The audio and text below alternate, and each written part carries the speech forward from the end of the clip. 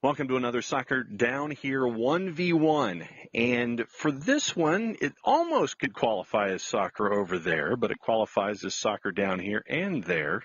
So, serving both purposes with us, we're going to talk a little FC Buffalo and catch up with one of the major domos when it comes to the soccer writing at NBC Sports, Nick Mendola. And first and foremost, happy anniversary. Thanks. I appreciate it. I don't know that when we started the team, we knew for sure we'd be the ones running it in 10 years, but, I'm sure thrilled to still be here. How does a writer dive into being a soccer mogul? Well, that's a little ridiculous, but it's kind of you to say that.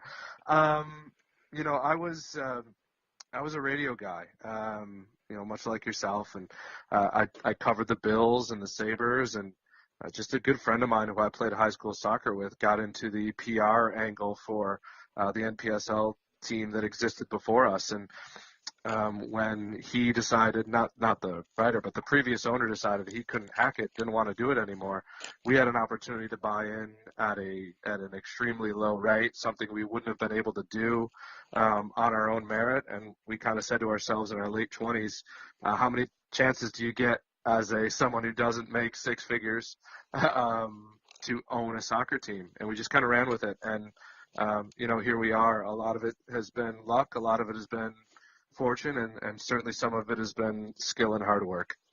And I know that there are some who might know FC Buffalo from the fringes of what goes on when it comes to marketing. And I remember the entire Wolf dynamic with a play with Wolf Blitzer and all that. And I know that that's part of it. But when you look back and think 10 years, does it seem like 10 years? Yeah, I mean, it does. I think there are markers in your life that make that happen. I got married right before we decided to start the team, and I have a 7-year-old, so there's that. There are also, honestly, I mark it a lot by some of our first fans. We have supporters who have children who are getting a little bit older. There's a family of supporters who have been season ticket holders forever, and some of their kids were not even old enough to be trusted as ball boys. And one of them, we're supporting her high school play as a senior. So, I think that's what keeps you coming back, to be honest. As much as you want glory and you want to win and you want to accept these amazing opportunities to represent your team and your country and your league overseas, the people that we've met along the way have made truly an indelible imprint on us. So how did this whole trip to Germany come to the fore? Because, it's pretty ambitious, and on any level, when you're talking about a soccer road trip for conditioning or celebrating or what have you, it's a major undertaking. How did this come to the fore? Sure. We've always been looking to find, I don't want to say smaller compared to Manchester United, club to come over here and play us. Our second year, we had a team from the lower divisions of England come play us as part of something one of our prime sponsors wanted to do. And we had some clubs that we kind of eyeballed overseas and said maybe we could afford to bring them in, and it just hadn't come about. And so one day, the Lord Mayor of Dortmund was in Buffalo for the start of the 40th anniversary, oddly enough, of the sister city relationship between Buffalo and Dortmund. And a couple of people reached out to us and said, he's a huge Borussia Dortmund fan. They're playing Schalke in the Derby this week. And, would you be willing to kind of stop down and maybe bring him some stuff to show him that Buffalo has soccer? And we had a conversation, and he looked at the back of our scarf, which said "For Our City," which has been a motto of ours for a long time, and maybe we even overlooked that it's been our motto. But he said, "I like that. I wish it said "For Our Cities." And we kind of laughed about it, and he, casually said, "One day you should bring your team to Germany." And I know he was being rather, casual about it, but he ended up going on the news that night in a big TV media type thing, and holding up our scarf and saying that he loved the motto again. And it was raised to us, hey, would you consider coming over for the Sister Cities Festival? And frankly, and I know this sounds like an incredible twist of fate, and it is. It's what really prodded the discussion along. The festival was what would have been our first week of preseason. I don't know that there would have been another week in the year that would have allowed us to travel with our best team and give it a go without hurting our league campaign. So I know that's a long way of going with it, but I think you can see what made us get a little bit aggressive about it. And once we knew that if we dug in as deep into our savings as possible, that we could do it and not hurt the team's season, we said, well, let's try and raise some money to offset it so we don't have to dig so deep. But we can do this. We can make it happen. Does it blow you away the amount of support that you've gotten in all of this from everybody there in Western New York to help make this happen, knowing that you're pretty much, you're looking, this is a once in a lifetime opportunity, and you've got a lot of folks who love your product and love what you guys are doing and are doing it for the cities. I mean, what has that outpouring been like to see? It has been humbling. I know that's an overused word, but I mean it in that I know for a fact I've got a lot of flaws and I need to be much better at what I do. But people support the idea of this club, and people are supporting this club, and what they're encouraging us to do every year in and year out, makes me have to be better at what I do. It makes me have to,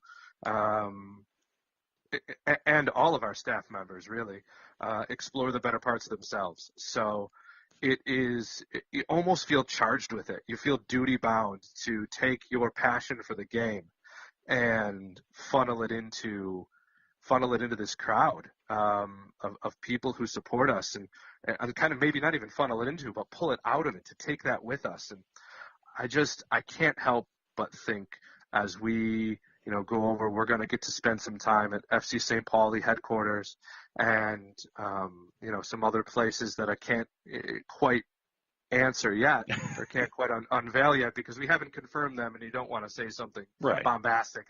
But I mean, it's truly special. These are some of the hallowed grounds of European soccer, and as we all know, American soccer is still, relatively speaking, barely a teenager. Nick Mendola hanging out with us here for a Soccer Down Here 1v1 from FC Buffalo and NBC Sports Soccer. What are the timetables for doing this for the folks who want to follow along, who are outside the Western New York footprint, just to kind of follow along on this trip of a lifetime for an organization and for groups of people? And can people tag along? Yes. Well, I think that's a big part of it. So I want to give a tip of the cap to the Rich Products family. They've been some of our supporters from day one, from a corporate standpoint or a philanthropic standpoint, from their viewpoint, because I don't know how much non-dairy topping we've sold, but they're the reason the English team came here. They have given us guidance along the way, and when I was a little bit overwhelmed by, well, how would I do this, they pointed me in the direction of this group called the Travel Team, which has helped us.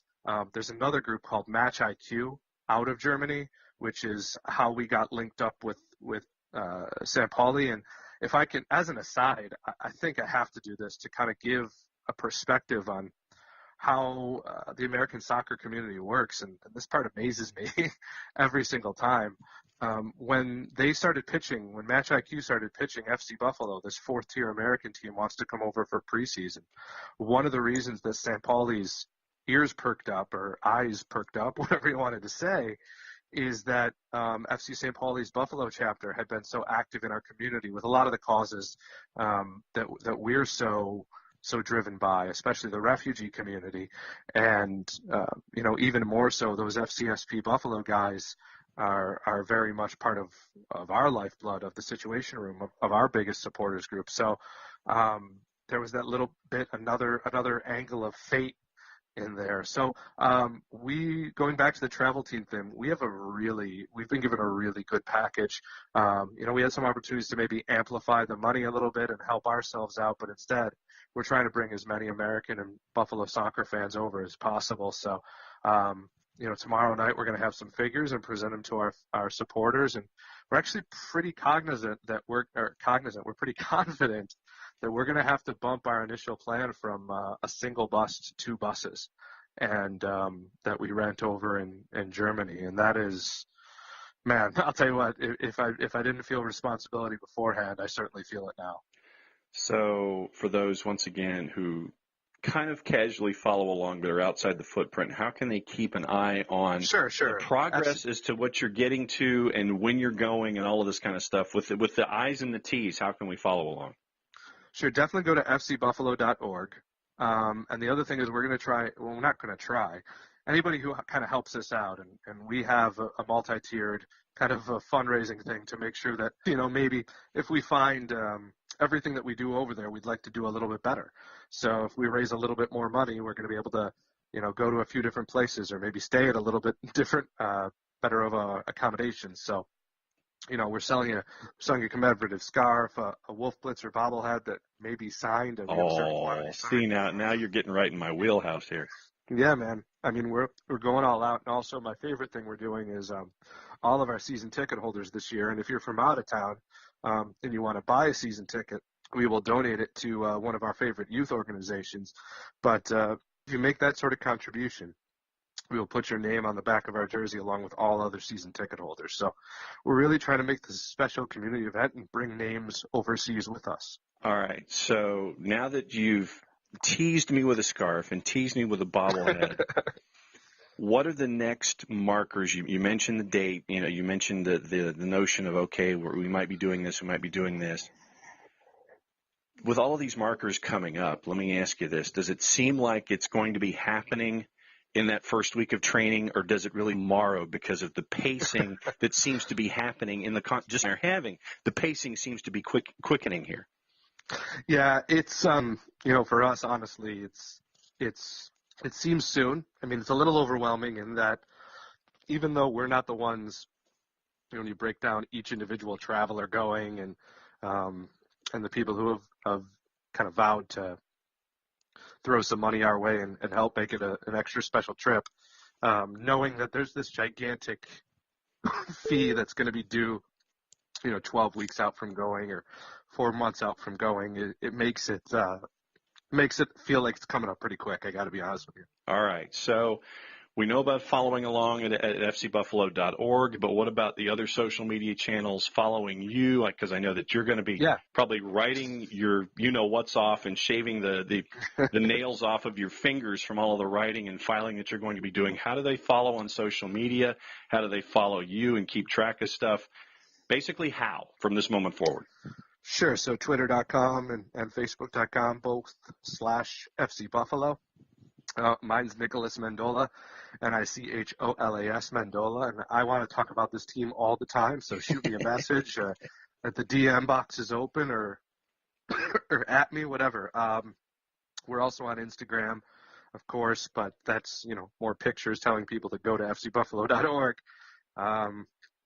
Look, we feel like we can be a really positive, for lack of a better term, ambassador. We care about people. We don't have a full-fledged youth setup. We don't charge people any more than we need to get by because we want to be the most inclusive team we could possibly be.